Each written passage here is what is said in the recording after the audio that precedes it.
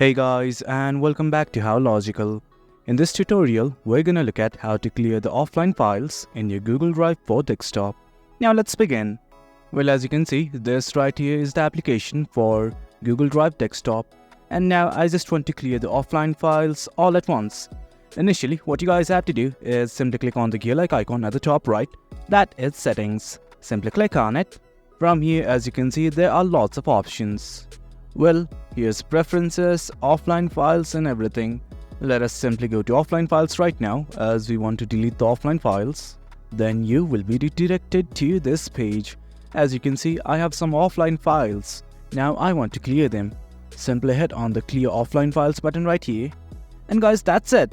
All your offline files will be deleted. That is the gist of the video, guys. That's how we delete all the offline files in your Google Drive desktop application. Hope you guys found this video informative, and for more content like this, do remember to hit like, share and subscribe. Your support fuels us. Until next time, thank you.